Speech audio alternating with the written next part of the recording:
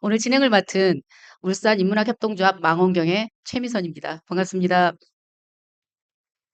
4월 지간서가 철학특강 한국 철학의 한 세기 다시 개벽의 철학 이정우 교수님 강연에 참석해 주셔서 감사합니다. 오늘 강연을 해주실 이정우 교수님을 소개하겠습니다. 이정우 교수님께서는 서울대학교에서 공학, 미학, 철학을 공부하셨으며 아리스토텔레스와 갈릴레오 연구 석사 미셸 푸코 연구 박사를 하셨습니다. 서강대학교 철학과 교수, 어니스트 윤리경영연구소 소장을 역임하시고 현재 녹색대 녹색문화학 전공 교수이시며 소은서원 원장으로 계십니다. 철학서평지 아카필로 편집인이시며 프랑스 문화연구회 부회장으로 계십니다. 저서를 소개하려고 하니까 굉장히 많습니다.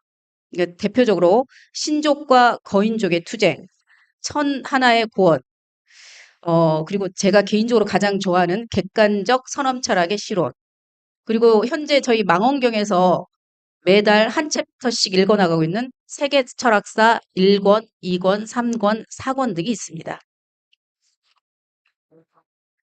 저희 망원경에서 농담처럼 하는 얘기가 있습니다. 한류가 나갈 때 제일 앞장서서 나가는 것은 북치고 장구치고 노래하며 춤추면서 나간다. 그 다음에 나갈 것은 우리의 이야기가 나갔다. 세 번째로 나갈 것은 우리의 철학이 나갔다. 우리에게는 우리의 철학가 이정우 교수님이 계십니다. 오늘 강의 한번 들어보시죠. 네, 오게 감사합니다.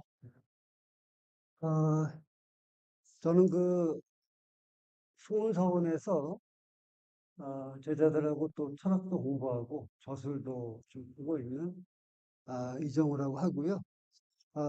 지난번에도 한번 그 여기서 강연을 했었는데 출시하게 되니까 정말 반갑네요.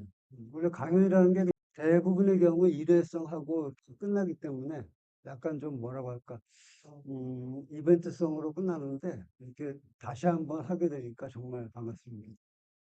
여기 이제 우리 강의가 그 반복을 하게 되는 건데, 여기로, 예. 예.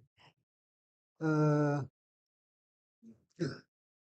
반복이라는 게 지겨운 반복이 있고 좋은 반복이 있잖아요. 아침에 이불 개고 양치라는 건 굉장히 지겨운데, 매일 점심을 먹고 마시는 커피는, 아주 우리를 행복하게 해주잖아요. 그죠? 네. 근데 왜 양치질은 지겹고 커피를 마시는 거 행복할까? 똑같은 반복인데. 그 반복이라는 거는 항상 그 안에 어떤, 포텐셜을 가지고 있어요. 그리고 포텐셜이, 나중과는 반복하기 싫고, 지겹고 그렇게 되고, 그 안에 아주 무궁한 포텐셜을 가지고 있는 거는 매일매일 해도 행복하고 그런 거고. 그래서, 우리 울산에서 이런 강의는 저한테 상당히 아주 행복한 그런 시간이 될 것 같습니다. 100년 전에 현대 한국 철학이 이제 시작이 되었죠. 1920년대 정도에. 물론 이제 1910년대나 그때부터도 이미 선구적인 사람들이 있었지만 본격적으로 개벽이라든가 신인간 같은 잡지가 만들어지고 또 철학과라고 하는 학문 단체가 생기고 그런 인물들이 등장한 게 20년대니까 지금부터 이제 100년이 됐어요. 그래서 한국 철학의 한 세기라고 하는 그런 큰 제목 하에서 지난 한 세기 동안 진행되어 온 한국 철학의 굵직한 몇 가지 흐름을 잡아보려고 하고 있고 지관서관에서 네 번에 걸쳐가지고 그 울산도 하고 안동하고 수원하고 이렇게 해가지고 그래서 한번 연속적으로 강의를 해보려고 합니다. 오늘은 이제 그 첫 시간인데요. 오늘 할 거는 뭐냐 하면은 다시개벽이라고 하는 그 제목으로 동학에 대해서 한번 말씀해 드리겠습니다. 어, 그 한국 현대 철학이 1920년대에 출발했지만 그 뿌리가 되는 거는 19세기 고한말의 수은 최재우라는 분의 어떤 그런 고전적인 말로 하면 이제 득도가 될 것 같고, 현대적으로 말하면은, 어, 종교체험, 신비체험 되겠죠, 그죠? 그분의 어떤 종교체험, 신비체험이 토대가 돼서 동학이 성립했고, 그래서 그 동학을 철학적으로 체계화한 분이 이제 에, 그 야르 이도나라는 분이죠, 그죠? 그래서 그때 동학이 형성됐고 나중에 의암 손병에 의해 가지고 이제 천도교로 이제 개칭을 하게 되죠, 그죠? 그래서 오늘날에도 우리가 불교라든가 또 기독교라든가 천도교 이런 종교들이 이제 한국의 대표적인 종교로 남아 있죠. 오늘 할 내용은 뭐냐 하면 구한말에 그 수은 최재우가 했던 그런 경험과 그거에 대한 어떤 개념화 그리고 이제 20세기 초 1920년대 30년대에 이돈화가 그 동학을 이제 철학적인 방식으로 새롭게 개념화한 과정 그렇게 한번 이야기를 해보겠습니다. 눈이 나빠서 글자가 잘 안 보여요. 어, 이거 안 받으셨나요? 받으셨나요? 요거를 조금씩 읽어가면서 또 얘기도 하고 그렇게 한번 진행을 해볼게요. 예. 노쇠한 왕조의 기운이 쇠잔하고 서쪽에서 몰려오던 먹구름이 그의 비바람을 뿌리기 시작했을 때 길을 찾지 못해 방황하던 한 사내가 마침내 맑은 빛에 조우한다. 사내는 이 만남에서 얻은 깨달음을 조선 땅 곳곳에 뿌리고 힘겨운 나날을 버티며 살던 민중은 그가 뿌린 단비를 깨어난다. 그러나 기득권 유지에 혈안이 된 권력자들은 이 새로운 흐름을 쫓아내기 위해 광분하고 끝내 사내는 죄명을 뒤집어쓰고 통장에 있으로 사라진다. 그러나 그의 뜻을 이은 이들이 우후죽순처럼 일어나 역사를 바꾸기 시작한다. 동학이라고 하는 말에는 이런 이제 극적인 어떤 탄생설화가 내뿜는 아우라가 깃들어 있다. 대부분의 종교라고 하는 게 그 종교를 창시한 사람의 어떤 종교 체험, 신비 체험을 기반으로 하고 있고, 이제 그 신비 체험이 하나의 사상으로 굳어지면서 형성되죠. 그죠? 그리고 이제 그 다음에 이제 하나의 종교적인 시스템으로 만들어져 갔는데, 최재우 같은 경우는 무슨 교가 아니, 동학이라는 이름을 썼는데, 그거는 왜냐하면은, 수은 최재우는 그 서학에 대한 어떤 대항의식, 서학에 대한 어떤 저항감으로 이제 동학이란 말을 쓴 거죠. 근데 이제 그때 서학이라고 하는 거는 대체적으로 17세기 이래에 건너온 서양의 선교사들이 있어요. 천주교 선교사들이 제시한 그런 종교 고리나 그 사람들과 함께 들어온 서양의 근대 과학들, 또 철학들, 그게 이제 서학이죠. 그래서 최재우의 동학은 좁은 의미의 종교라기보다도 그런 어떤 많은 것들을 포괄하는 이제 그런 의미로 우리가 받아들일 수 있고, 그러나 그 동학의 출발점, 그러니까 이 세상에 태어난 모든 것들은 탄생설화를 가지는데, 그 탄생설화는 이런 어떤 신비체험과 결부되어 있죠. 그래서 수은 최재우는 지적으로, 정신적으로 영남의 유학자예요, 기본적으로. 이제 이 지역이죠. 이 지역, 영남 지역의 유학적인 지적 배경을 가지고 있는 분이에요. 이제 그분의 글을 읽어보면은, 상당히 역시 심리학적인 그런 교양으로 이제 차 있다고 볼 수가 있죠. 근데 이분은 여러 가지 이제 뭐 집안도 많이 이제 망가지고, 이분이 장사를 하려고 전국을 떠난다고 해서 굉장히 불우한 그 삶을 살다가, 어, 더구나 이제 그 조선왕조는 뭐, 세자를 가고, 또 서쪽에서는 서구 열강의 거대한 그런 힘이 막 이제 밀려 들어오고 있고 그런 시대죠.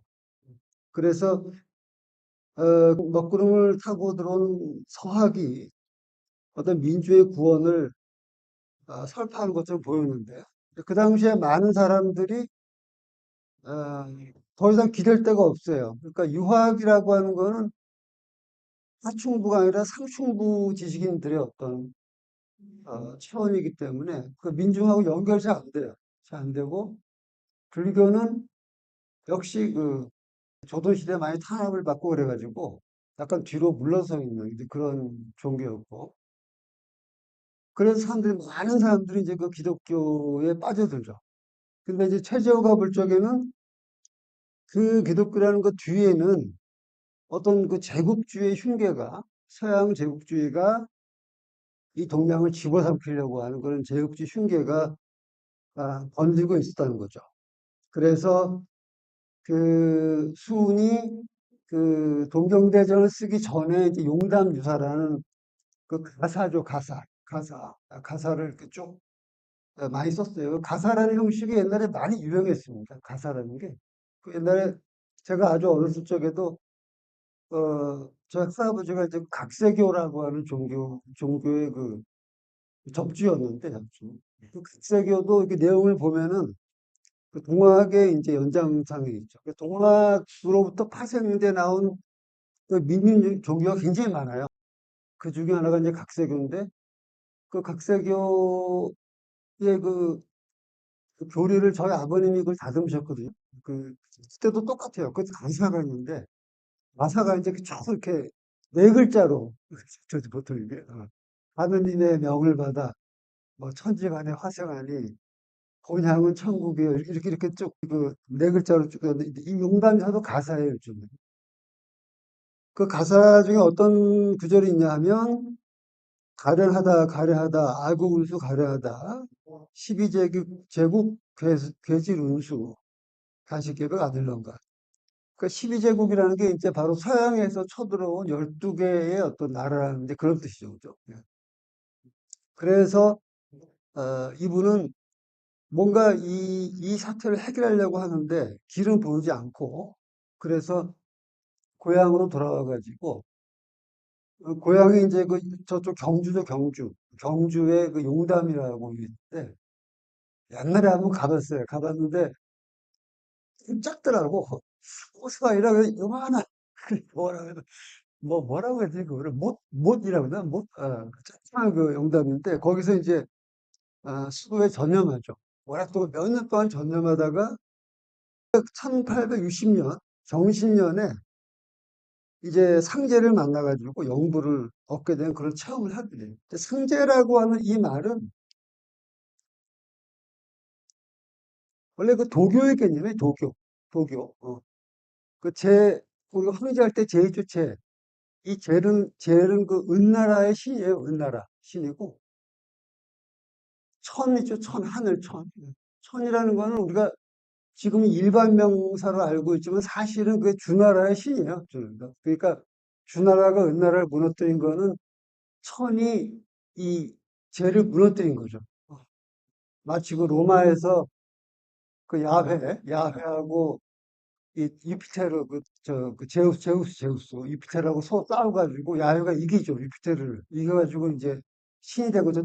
똑같이 이제 거꾸로 신이 그 죄를 무너뜨린 건데 그러니까 이분이 여러 용어 중에서 왜 하필 승제란 말 썼을까? 뭐 천도 있고 하늘도 있고 뭐 도도 있고 뭐 여러 가지가 있는데 그 상당히 어떤 우리 같은 경우는 동양에 유불도가 있는데 불교하고 유교는 굉장히 성행했는데 도교는 좀 빠지잖아요, 그죠? 근데 사실 그게 아니에요. 왜 아니냐 하면은 구한말 이래에 등장한 거의 모든 민족 종교, 민중 종교 밑에는 도교가 깔려 있어요. 그래서 이분도 이제 승제라는 말이 예사롭지 않은 말이라고 할 수가 있죠. 영부는 영험한 심볼인데 우리가 승징이라고 생각하죠, 승징 그죠? 이게 뭐냐면은 누가 이렇게 헤어질 적에 막대기를 이렇게 잘라요, 이렇게 쪼개가지고 이걸 이제 주죠, 자기 아들한테 주고 여기 아들한테 주는 거죠. 그래서 그 호메로스의 그 일리아스 아시죠? 그 트로이 전쟁 아시죠? 그럴 적에 거기 보면은 둘이 막 싸워요. 막 싸우다가 저기 여기 있는 그 심볼을 보고 그거 내가 가지고 있는 거 비슷한데? 이렇게 맞춰보면 지금 딱 맞는 거지. 아, 너희 아버지하고 우리 아버지하고 친구였구나. 야, 그만 싸우자. 이런데 그게 이제 상징이죠. 심볼, 심볼. 그래서 그런 거 이제 그 승재와 자기 자신과의 어떤 심볼을 얻는 거죠. 심볼. 그 심볼은 뭐를 함축하냐 하면 약속을 함축하냐. 그 인간이라는 게 아주 굳은 맹세, 약속을 갖고 있을 적에 엄청난 그 마음에 힘이 붙는 거잖아요. 그죠? 왜 그저 약혼자들이 굉장히 행복하잖아요. 약혼자들. 왜? 서로 약속을 했으니까. 약속해가지고 미래의 행복을 약속했으니까. 그죠? 결혼했을 때보다 결혼하기 전에 그 약혼이 훨씬 더 행복해요. 결혼하고 나면 뭐 별것도 아니에요. 별것도 아니고 뭐 살다 보면 뭐 지겹고 그러죠. 예. 근데 이제 결혼하기 전에 굳은 맹세하고 약속할 때 인간이 가장 행복한 거지 그게. 학생도 마찬가지 학생도 대학에 들어갈 때 행복한 게 아니고 합격증 다 잡고서 들어가기 전까지가 가장 행복한 거예요. 이 영부라고 하는 거, 영부라고 하는 건 영험한 이 부가 상징이죠. 그죠? 상제하고 자기 사이에 영원한 약속이 맺어진 거예요. 이게 얼마나, 이건 정말 뭐, 그, 합격증이나 뭐로 더하면 더할지 못하지 않은 굳은 맹세를 한 거죠. 그러니까 이런 조고 체험이라는 건 정말 뭐, 아무나 할 수 있는 건 아니죠. 그죠? 예수한테 뭐라고 하냐면, 내 마음이 곧 너의 마음이다. 라고 하는 굳은 어떤 그런 징표, 약속을 내렸고, 바로 이 순간이 이 땅에 동학이 탄생하는 아이온의 시간, 카이로스의 시간이었다. 흘러가는 게 이제 크로노스의 시간이고, 크로노스. 역사에서 왜 크로놀로지라는 게 있죠. 그죠? 이렇게. 예. 아이온은 어떤 이쑤시고 쳐서보는 시간이죠. 어떤 아주 중요한 그런 그 깨달음의 시간, 불연속적인 시간. 그죠? 그 서양에서도 그 예수가 탄생해서 부활할 시간을 카이로스의 시간이에요. 카이로스. 그런 시간이 도래했다. 수호는 그 깨달음의 날 상제와의 약속을 얻게 되고 그 약속을 통해서 자신의 길을 찾게 된다.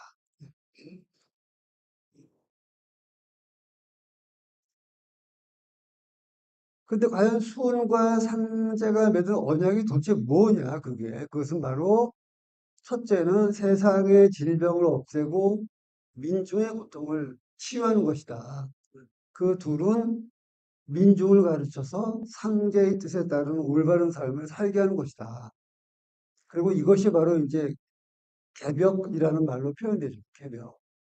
새로운 어떤 시대를 여는 개벽으로 표현이 됩니다. 그렇다면은 과연 이런 학문은 어떤 학문인가? 수호는 그것을 이제 동학이라고 이름을 지은 거죠. 예. 당시의 세상을 위태롭게 하는 서양 열강의 쇄도와 그의 편승에 퍼져가던 서학에 대한 분명한 저항의식을 천명한다. 바로 그렇기 때문에 그건 동학이 했던 것이다. 그 수훈이 쓴 그 책이 이제 그 논학문이라든가 뭐 여러 가지 이렇게 모아놓은 동경대전인데 그 동경대전에 보면은 어, 이분이 이분이 이제 득도를 해가지고 주변의 사람들이 모이고 여기저기서 막 오는 거죠 이렇게 막 와서 이제 그 같이 모여 앉자고 얘기를 하는데 그 거기에 온 분들이 이분한테 질문한 게 있어요. 근데 거기에 대한 답이 있는데 그게 이제 이 사람의 생각에 아주 원형을 보여주죠. 하늘의 영이 선생에게 내려왔다고 하니 어찌 그렇게 된 것입니까? 거기에 대해서 수호는 뭐라고 답했냐면 내가 받은 것은 갔으되 다시 오지 않음이 없다. 라는 이치입니다. 이게 무슨 뜻이냐면은 간 것은 언젠가 다시 온다는 거예요. 온 것은 언젠가 다시 가고, 불교에서도 회자점리라고 있잖아요. 만난 사람이 결국 헤어진다. 오면 가고 가면 오는 거죠. 근데 이제 이 말의 뜻이 뭐냐 하면 수인이 뜻하는 바는 하늘의 영, 산재는 사라졌다가 늘 되돌아오거니와 이번에는 나에게로 되돌아오신 것뿐이다. 근데 이 얘기가 함축하는 바가 뭐냐 하면 내가 반드시 이런 신비 체험을 하게 되어 있고 내가 그런 신비 체험을 해서 득도할 수 있는 자격이 있는 게 아니란 뜻이에요. 이 얘기의 함축이. 그게 아니고 상대는 갔다가는 언젠가 반드시 오는데 이번에는 그냥 그게 나한테 온 것뿐이라는 거예요. 그 이유는 알 수가 없죠. 왜 하필이면 나한테 왔는지 그건 알 수가 없어요. 그 이슬람교를 창시한 그 무함마드도 그런 말을 자주 하죠. 나는 당신들하고 하나도 다른 게 없다. 나도 뭐 밥 먹고 똥 싸고 똑같은 사람이라는 거거든요. 근데 내가 이유는 알 수 없지만, 그 알라 신이 합심은 나한테 온 거다. 이런 말을 되게 자주 해요, 그 사람. 근데 이것도 이제 그 함축이 그런 함축이에요, 이 함축이. 그러니까 우연이야, 그지? 우연. 네, 우연. 두 번째는, 그렇다면 선생께서 받은 돈은 무엇이라고 합니까? 거기에 대해서 수는 천도라는 말이죠, 천도. 천도라는 거는 그 동양 고전에서 자주 쓰던 말이죠. 늘 이제 자주 등장하고 쓰던 말이죠.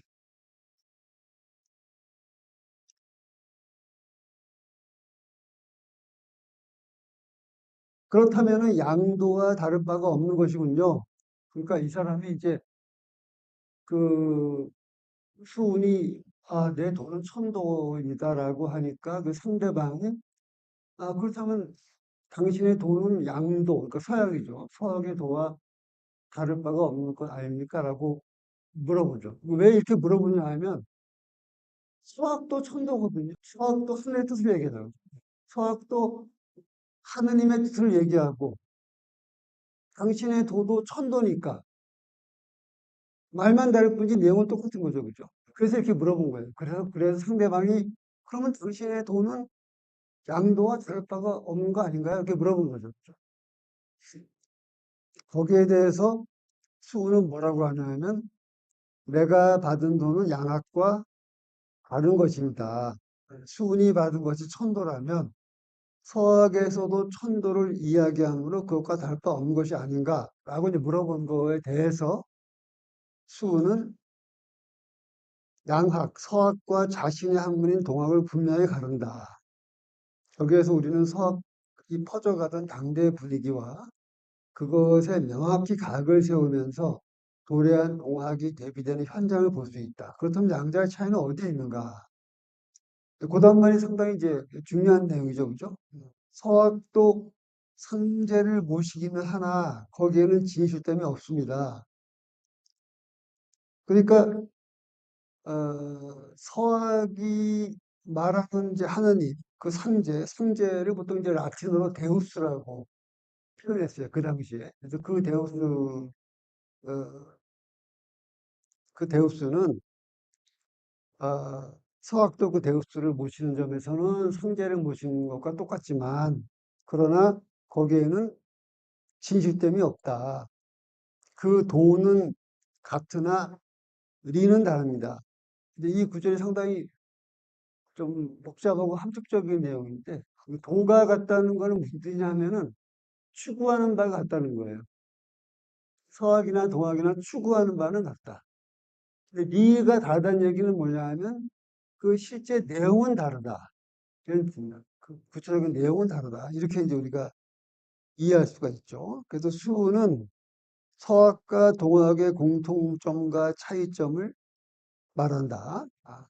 그 한문의 그 여주라고 하는 거는 이제 서학도 동학도 공히 하나님을 모신다는 점에서 같음을 말하는 것이며 무실은 그럼에도 서학은 그저 기복신화에 그칠 뿐 형이상학적 진리를 추구한 것이 아님을 뜻한다. 그러니까 그 수훈이 볼 적에 당대 조선에서의 서학의 가장 큰 문제점은 이 사람은 기복신앙으로 본 거죠. 그 막스 베버라는 사람 아시죠? 막스 베버. 사회학자, 유명한 사회학자. 그 막스 베버는 종교를 두 가지로 나눠요.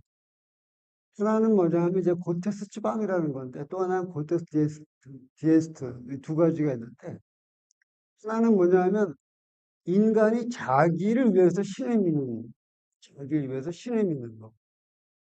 내가 죽음이 무섭고 죽음이 두렵고 삶이 피곤하고 외롭고 뭔가 기대고 싶으니까 신을 생각하고 신을 요청하는 거죠. 이런 게 있고 반대로 신을 위해서 내가 믿는 거죠. 신을 위해서 내가 신한테 가고 내 모든 걸 신한테 바치고 하는 그 두 가지 종교의 양태가 있다고 봐요. 막스 베버는.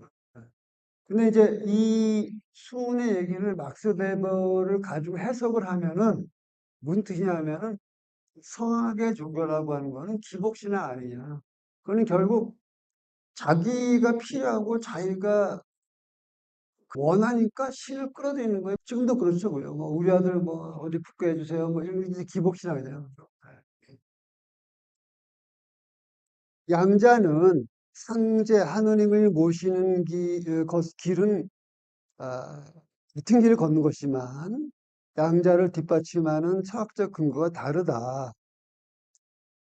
그렇다면은 수훈은 동학의 철학으로 무엇을 과연 제시할까? 만약에 수훈이 성학을 기복신앙으로 비판한다면은 그러면 동학은 그럼 어떤 그 내용을 가지고 있느냐? 그게 이제 어떤 물음이냐 하면 서학과 동학은 어떻게 다릅니까라는 이 물음이죠. 여기에 대해서 수훈은 뭐라고 답하냐 하면 나의 철학, 그 도조, 나의 도는 무위, 무위이화입니다.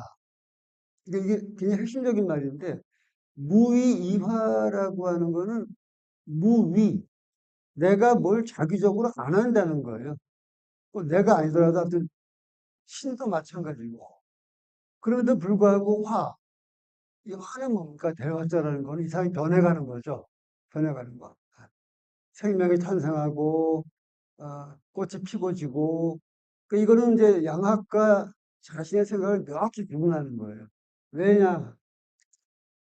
양학이라는 건 여기서 말하면 천주교를 말하는 거죠. 양학이라는 거는 가장 기본적인 교리가 두 개죠. 하나는 뭐냐면 이 세계는 인격신은 야외에 창조되었다라는 게 그게 하나고 또 하나는 뭐냐면 예수가 우리의 고통을 치유하기 위해 계속하기 위해 내려왔다가 죽었고 부활했다. 이 두 개거든요. 이 두 개가 이제 그 기독교라는 종교의 알맹이 정체성을 이루는데 여기서 말하는 무의이화라고 하는 거는 바로 신이 이 세계를 만드는 것이다. 만드는 것, 메이크죠, 메이크. 그러니까 이 세상에 존재하는 모든 건 뭡니까? 메이드, 만들어진 거죠, 그죠? 그래서 그걸 뭐라 그럽니까? 기독교용어로 피조물, 조가 만든 거죠. 이렇게 피조물, 만들어진 거죠, 그죠? 여기서 뭡니까? 무위이화예요. 그런 자비가 없이 그냥 그러니까 화해가는 거죠, 그죠? 이게 이제 결정적인 차이라고 이야기하고 있는 거죠. 그리고 이제 마음을 지키고 기운을 바로하고 사람됨의 도리에 따르면서 동학의 가르침을 받으면 내면의 변화가 자연스러운 가운데 바깥으로 드러나게 됩니다. 서학의 이야기들은 조리가 없고 그들의 경서, 구약 신약을 말하는 거죠. 경서는 진위 판별이 불가능한 언사들로 가득 차 있습니다. 그들은 천주, 하느님이죠. 승제를 모시고자 하는 진심이 없고 다만 천주께 복을 빌 뿐입니다. 몸가짐에는 기화지신 이게 우리 몸이 기로 되어 있죠. 기로 그죠? 그런 기화지신이 없고 배움에는 천주지교가 없습니다. 천주를 모시는 듯하지만 구체적인 정성이 보이지 않고 천주에 대해 말하지만 진실된 말이 보이지 않습니다. 하여 그들의 돈은 헛된 것이고 그 가르침은 천주학문이 아닙니다. 어찌 양자가 같다고 할 수 있습니다. 그러니까 그 두 개가 같은 게 아니냐라고 하는 그 물음에 대한 이제 수은의 대답이 이렇게 되는 거죠. 그렇죠? 수은이 성하게 가는 비판은 이제 오늘날 관점에서 여러 가지 논의가 가능하겠죠. 수은이 과연 얼마나 당시의 천주교를 정확히 이해하고 있었는지. 왜냐하면 사실 수은은 천주교가 나타난 현상들을, 사회 현상들을 본 것이지, 실제로 뭐 그, 신약이나 구약을 읽어보고 뭐 교리를 공부해 본 적이 없기 때문에 과연 이제 수은의 그런 이해가 정확한 것인지, 그리고 과연 그 기독교가 기복신앙인지 이런 거에 대해서는 이제 오늘날의 관점에서는 여러 가지 얘기할 수 있겠죠. 여러 가지 방면에서 우리가 다시 검토를 한번 해봐야 되겠죠. 근데 어쨌든 수은 자신은 이제 이런 관점에서 그걸 본 거예요. 어쨌든 수은 자신은. 어, 중요한 것은 이제 수은에 지향하는 근본 방향인데 이는 곧 무위이화의 존재론 그리고 마음을 지키고 기운을 따르하고 사람 때문에 도덕에 따르면서 동학의 가르침을 받는 그런 실천 철학이다. 무위이화는 서학에서 나타나는 것, 그 신의 자비성에 대비되는 도가 철학적인 존재론을 의미하죠. 그죠? 그런 다음 문단에 무의이화는 수은이 우주의 실체를 직위로 본 것과 관련된다. 이 우주에 어떤 가득 차 있는 건 뭐냐? 바로 지극한 직위이다. 직위는 형이상의 정신성으로서 천지에 가득 차 있으니 그에 관련되지 않은 것은 없고 그에 따르지 않은 것도 없다는 근본 실체이다. 이 직위의 활동이 곧 무의이화인 거죠. 그죠? 이 천지가 기로 가득 차 있고 그 기의 활동이 바로 무의이화죠. 그죠? 동학은 인격신의 자기가 아니라 이 직위의 무의이화를 따르는 학이다. 그리고 동학의 실천 철학은 시천주의 어떤 철학이다. 그 시천주라는 이 말은 천주가 저기 계시니까 그 천주를 모셔라 라는 뜻이 아니고 네 안에 천주가 살고 있는 거예요. 그러니까 천주가 저기 있고 우리는 피조물이 아니고 내 안에 천주가 이미 깃들어 있는 거지. 그러니까 내가 천주를 만나러 그때만 가는 게 아니라 내 안을 들여다봐야죠. 들여다보고 자기 안에서 그 천주를 발견하는 게 그게 시천주예요. 그 바로 굉장히 동학의 아주 핵심적인 얘기죠. 그죠? 그래서 아까 얘기했듯이 수은의 이런 생각은 해월 최시영 그 수은 최재의 책을 발간한 인물이죠. 그죠? 그 다음에 이제 그 의암 손병에 의해 가지고 천도국이 바뀌면서 오늘날까지 이어지는데 야르 이도나의 그 신인 철학이라는 책이 있어요. 그러니까 이게 1931년에 나왔으니까 거의 이제 100년 전에 나온 책인데 야르 이도나는 1920년대에 개벽이라고 한 잡지를 만들어 가지고 거기서 여러 가지 글도 쓰고 이제 활동을 많이 하죠. 그 시대가 되면 이미 한국이 그 동시대를 호흡하게 돼요. 동시대를. 더 이상 조선이 아니고 그때가 되면은 그 개벽을 보면 뭐 니체 얘기도 나오고 뭐 베르그송도 나오고 뭐 다 나오죠. 그러니까 그때가 되면 이제 한국도 전 세계하고 그 요새 유행하는 말로 하면 싱크로나이즈가 되는 거죠. 이렇게 같은 시간대로 접어드는 거죠. 이런 식으로. 그러면서 현대 철학이 형성이 되는데 그 현대 철학의 최초의 뚜렷한 저작이 신인 철학이에요. 이 시대 사람들은 새로운 인간을 꿈꿨어요. 새로운, 어떻게 인간이 새롭게 될 것이냐. 어떻게 새로운 인간이 될 거냐. 신인간, 또는 신인, 이런 얘기 참 많이 했죠. 그래서 이제, 어, 야르의 책도 신인 철학이죠. 이동화는 유일의 이론으로, 일원이라는 거는 서양 스타일로 말하면 이제 더 원이죠. 더 원. 근데 원을 그저 대문자 오로 해서 대문자 더 원. 이론으로 자존하는 것을 하늘이라 지칭하고, 그래서 이제 이게 논쟁이 많아요. 하늘이냐, 뭐, 하느님이냐, 하나님이냐, 뭐, 하늘님이냐, 뭐, 이것도 논쟁거리인데, 이 이도나는 이제 한울이라고 표현하죠. 그죠? 한울. 이를 지기와 동일시한다. 한울은 동학의 사유 전통을 잇는 개념이지만, 이도나는 여기에 스피노자 철학을, 그리고 진화론과 베르그송 철학을 녹여 넣어가지고, 직이 이런 실제론을 펼친다. 우선 그는 유일의 일원으로 자존하는 궁극의 실체인 하늘, 즉 직위를 스피노자의 논의로서 서술한다. 그 스피노자라는 사람은 서양 철학에서 그 신의 개념을 바꾼 사람이죠. 서양 철학에서 신이라는 거는 저기 바깥에 존재하고 지고한 존재이고 이 우주를 만든 위대한 어떤 창조주죠. 근데 스피노자는 저 바깥에 창조주가 있어가지고 이 세계를 만든 게 아니고 이 세계가 그 신의 표현이라고 본다는. 이 세계 어딘가 저 바깥에 신이 따로 있는 게 아니에요. 그러니까 유대교나 기독교나 이슬람교 같은 그 일신교 사상에서는 신은 개별자예요. 개별자, 인디비주얼. 그러니까 우리 같은 이런 개별자들.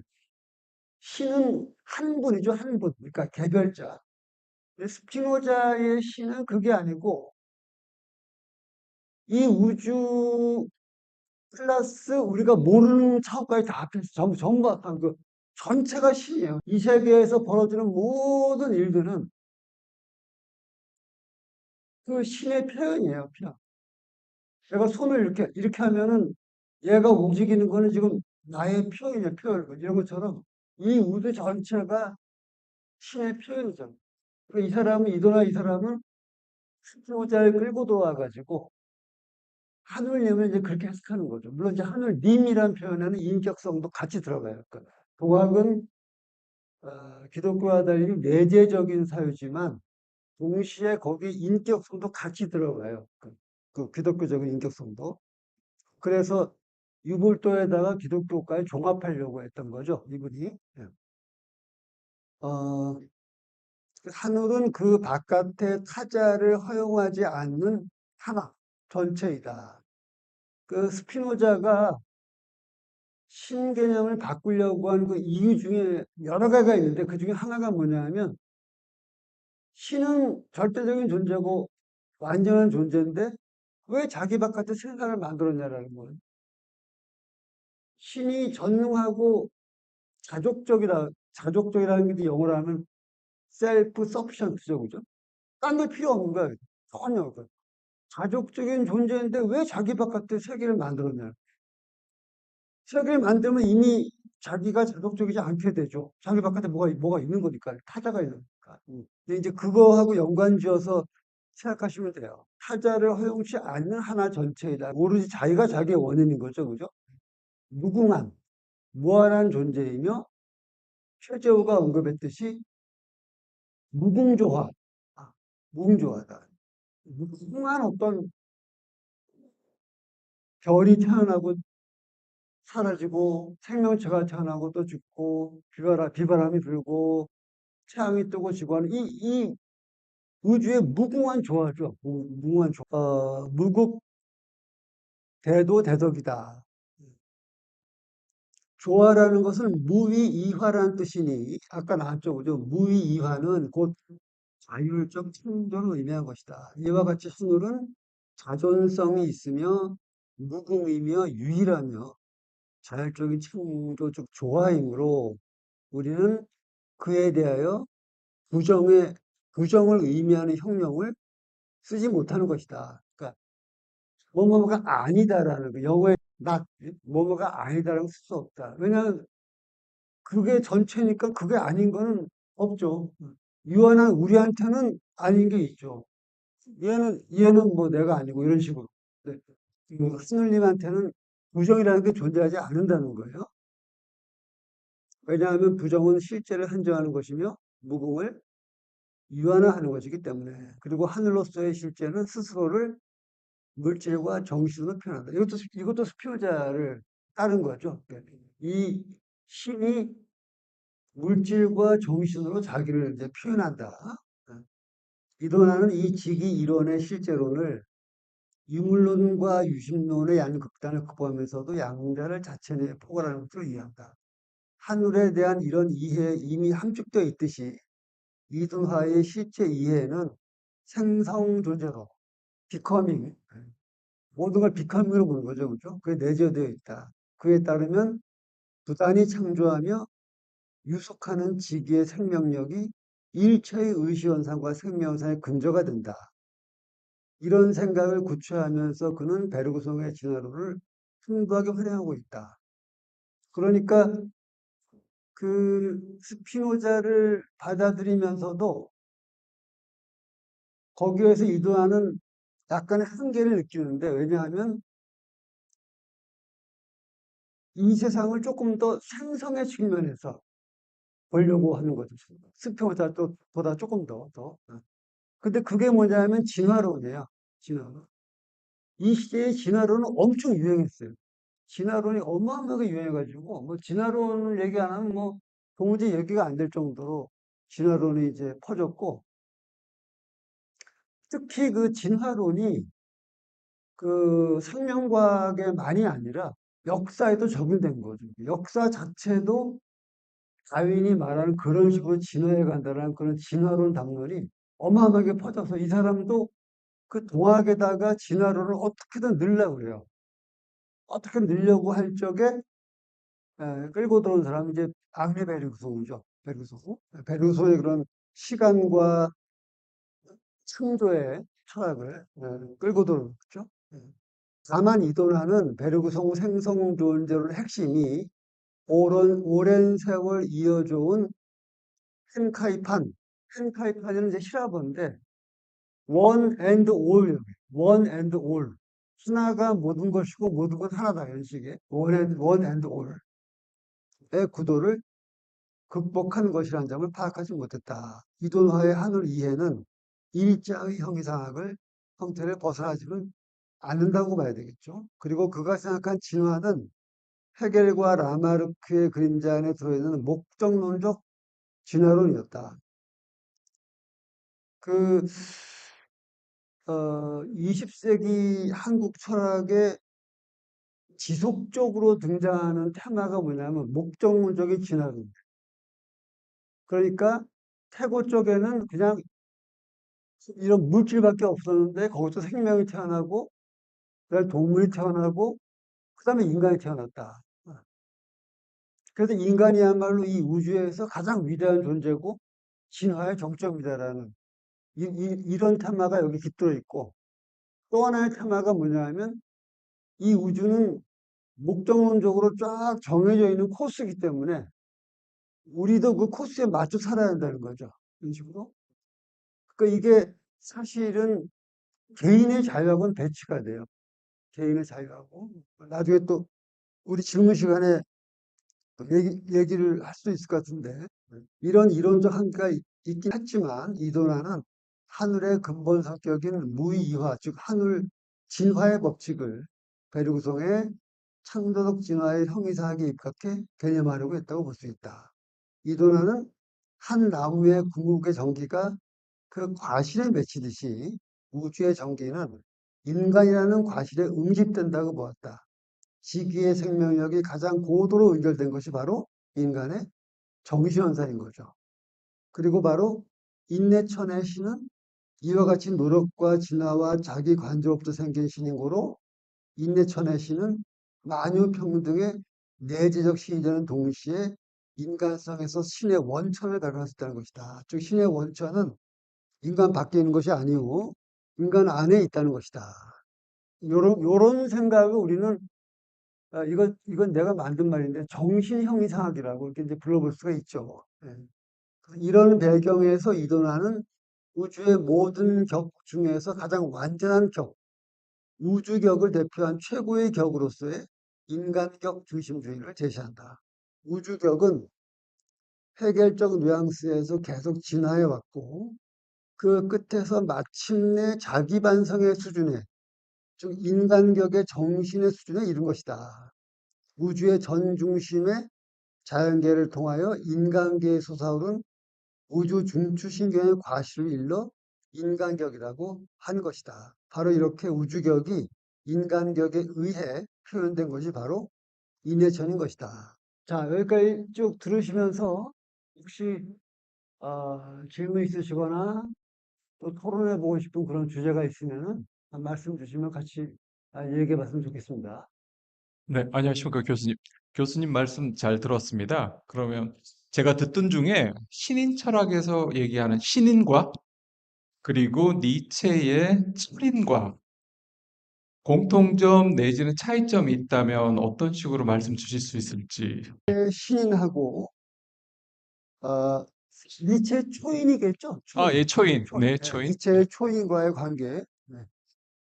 어, 이 두 사람을 비교한다는 건 이제 간단한 문제는 아닌데 가장 일차적으로 얘기할 수 있는 건 뭐냐면 그 이돈화의 그 신인은 인간이란 이 존재를 엄청나게 위대한 존재로 보는 거예요.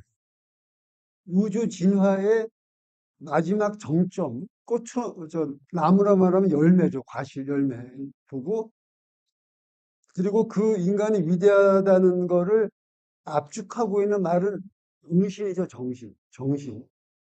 근데 니체는 인간을 바라보는 시선이 아주 달라요. 니체는 바로 그런 식의 생각이야말로 인간의 착각 중에 착각이라는 거죠. 인간이라고 하는 거는 우주가 진화하다 보니까 그냥 나온 거예요. 아무 이유도 없어요. 인간이 여기 이상이 존재하게 될 이유도 원래 없었고, 또 존재했다 하더라도 인간이 가장 위대하다고 본 그런 식의 생각은 그냥 인간이 엄청난 착각을 하고 있는 거죠. 사실은, 사실은, 이도나와 같은 이런 식의 정신현상의 원류가 뭐냐면 해결이에요. 해결. 19세기 초에. 그 해결의 그 사유가 바로 이런 목적론적 진화론인 거죠. 그죠? 근데 바로 그 해결의 목적론적 진화론에 대해서 정면으로 도전한 사람이 바로 니체인 거죠. 그렇다 보니까 니체하고 이도나도 보니까 서로 이렇게 서로 상극인 거죠. 흥미로운 건 뭐냐면 이도나만이 아니라 20세기 한국만이 아니라 중국의 그 신유학이라는 사조가 있어요. 중국에 슝수라든가 하는 사람들. 그 다음에 이제 일본에도 시다기타로 같은 사람이 있는데 중국만이 아니라 중국, 한국, 일본에 다 걸쳐가지고 이 흑일주의가 아주 지속적인 영향을 끼쳐요. 그 핵심적인 테마는 이제 유기체주의, 부분과 전체 유기체주의, 그다음에 국가 철학, 그리고 목적으로 지는 이거죠. 그래서 니체 같은 경우는 이제 그런 환상을 완전히 깨버리려고 하는 거죠. 그리고 이 세계라고 하는 거는 그 힘의 의지로 이제 가득 차 있는 곳이고, 그 힘의 의지로 인해서 세상이 이렇게 가다가 또 반복되고 또 반복되고 하는 이런 과정이고, 그거를 이 사람들이 영혼회귀라고 부르죠. 근데 니체 말을 들으면 좀, 썩 기분이 좋진 않죠. 그죠? 인간이. 그래? 뭐 인생이 겨우 그거였나? 아, 근데 니체는 바로 그렇게 생각하지 말라는 거예요. 자꾸만 어떤 저기 엄청 위대한 존재가 있기 때문에 저게 훌륭한 거고, 저기는 저 나무나 풀이나 이런 거는 다 그냥 미천한 거고, 그 빨리 이런 걸 극복을 해가지고 절로 가야 한다. 이런 생각을 이제는 거부하는 거지. 이 세상은 그냥 그 자체로 아름답다는 거예요. 저 똥이 하나도, 그 나무 하나도, 우리도 다 이 왜 현실을 자꾸 부정하냐, 왜 현실을. 이 있는 그대로 현실을 긍정을 해야지. 왜 자꾸 부정을 하고, 자꾸 뭐 어디 뭐가 있는 것처럼 저기 어디에 뭔가가 이렇게 착각이 돼요. 지금 여기 인생을 살아. 물론 약간 좀, 내가 좀 단순한 면이 있지만, 그렇기 때문에 이제 이동하고 니체는 상당히 이 뭐라고 하나, 대비되는 사람들이라고 봐야 돼. 또, 뭐, 이렇게 자연스럽게, 뭐, 여기 연구할 좀 적어도 괜찮으니까, 네. 교수님, 네. 그 이도나의 지향점이 신인이라고 한다면, 신인으로 가기 위한 어떤 그 방법론이라든지 실천 철학이라든지 수양론이 따로 존재합니까? 그럼요. 네. 그러니까 혹시 이제 동학이라고 하는 게, 어, 뭐라고 해야 되나, 마치 이제 불교도 그렇잖아요. 불교도 이 경서를 읽어서 하는 그 철학적인 면도 있고, 그죠? 예. 자기 그 좌선도 하고 이렇게 자기 그 실천도 있듯이 동학도 마찬가지. 동학에 세 가지 면이 다 있어요. 오늘 이야기한 이런 철학적인 이론도 있지만, 그게 종교잖아요, 동학도. 종교이기도 하잖아요. 그 종교적인 어떤 그런 수양, 이런 면도 있고, 또 하나가 있는데, 이 동학은 상당히 사회적인 사상이에요. 그래서 이게 그 철학적인 순수 이론이 아니라 그 당시 엄청난 사회 운동으로 존재했어요. 그 당시가 일제 시대니까 또, 이제 그런 어떤 실천하고 그런 과정에서 또 마르크스주의자하고 또 이제 부딪히죠. 서로만 논쟁도 하고. 그래서 이 동학은 철학적인 이론도 있고 종교로서의 어떤 수양도 있고 또 상당히 사회 운동적인 면이죠. 근데 이제 1930년대가 되면 일제가 쬐잖아요, 사람들을.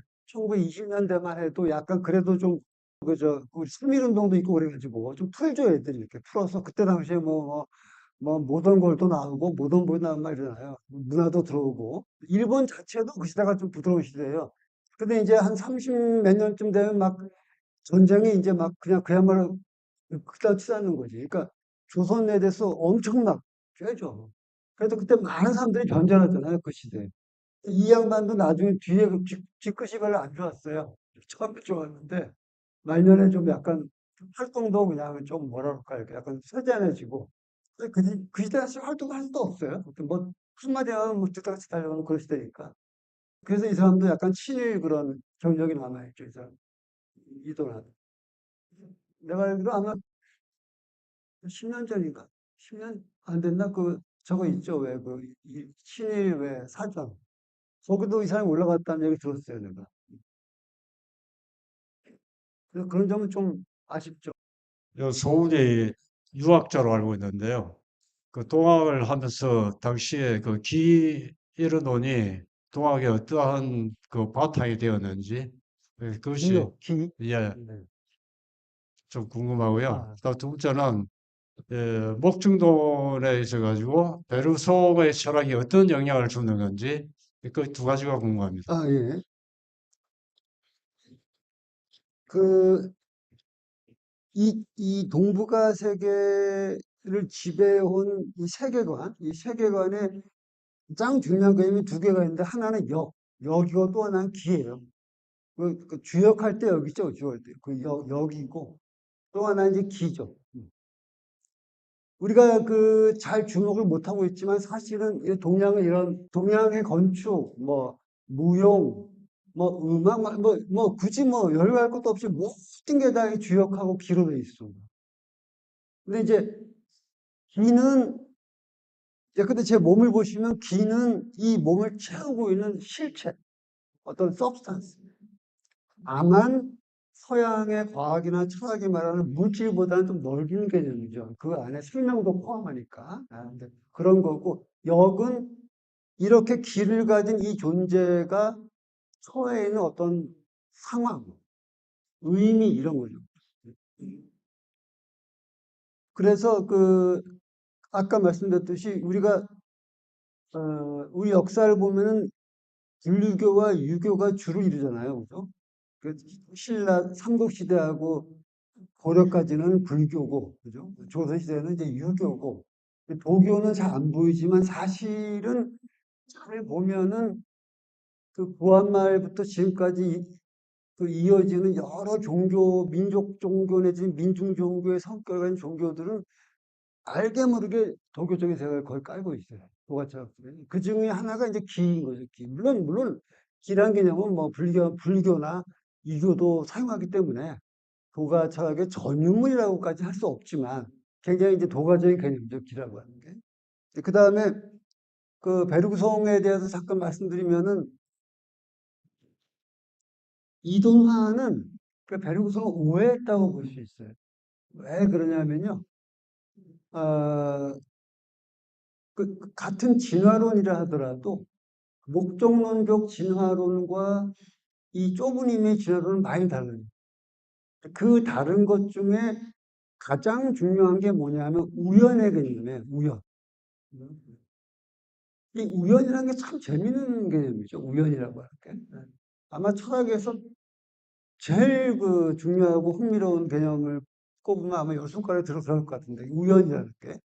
목적적 진화론이라고 하는 거는 진화가 우연을 겪는다 해도 결국에는 이 코스로 간다는 건 결국에는 이렇게 합니다.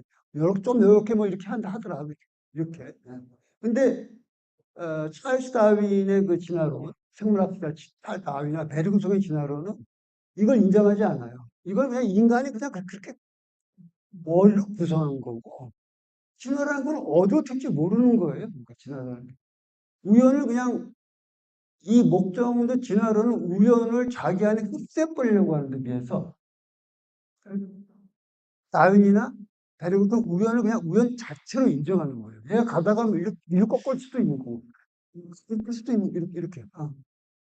그래서 그 점이 상당히 큰 차이예요. 아주 큰 차이인데 베르구성은 오히려 바로 그 우연에서 창조를 읽고 있는 거예요. 오히려 창조.